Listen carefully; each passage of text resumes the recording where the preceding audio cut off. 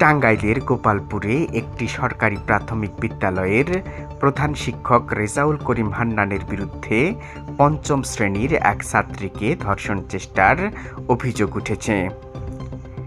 এ ঘটনায় রোববার রাতে ওই প্রধান শিক্ষকের বিরুদ্ধে মামলা দায়ের করা হয়েছে।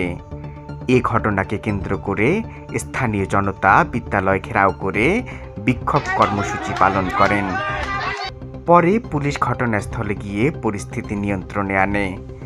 রোববার সকালে উপজেলার হেমনগর ইউনিয়নের একটি প্রাথমিক বিদ্যালয়ে এ ঘটনা ঘটে। স্থানীয় সূত্রে জানা যায়, গত বৃহস্পতিবার বিদ্যালয়ে একটি পিকনিকের আয়োজন করা হয়। ওই দিন বিকালে অভিযুক্ত প্রধান শিক্ষক এক ছাত্রীকে কৌশলে নির্জন শ্রেণীকক্ষে নিয়ে অনৈতিক আচরণের চেষ্টা করেন বলে অভিযোগ রয়েছে। এ সময় মেয়েটির চিৎকারে তিনি সরে যান বলে জানা যায়।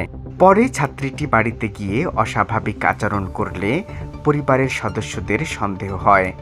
জিজ্ঞাসাবাদে সে ঘটনার বিষয়টি জানায়।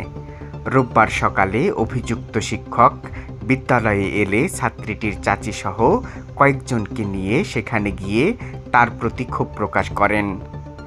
বিষয়টি দ্রুত এলাকায় ছড়িয়ে পড়লে স্থানীয় লোকজন বিদ্যালয় ঘেরাও করে বিক্ষোভ করেন। এক পর্যায়ে মিছিল বের করে অভিযুক্ত শিক্ষকের শাস্তির দাবি জানান। পরিস্থিতি উত্তপ্ত হয়ে উঠলে অভিযুক্ত শিক্ষক বিদ্যালয় ত্যাগ করেন।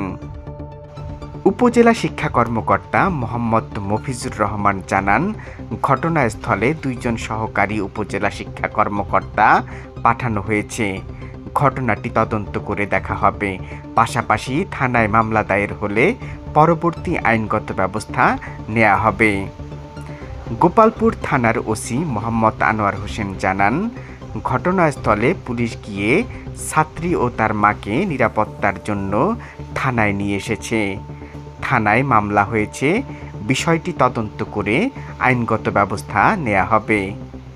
JH media news desk.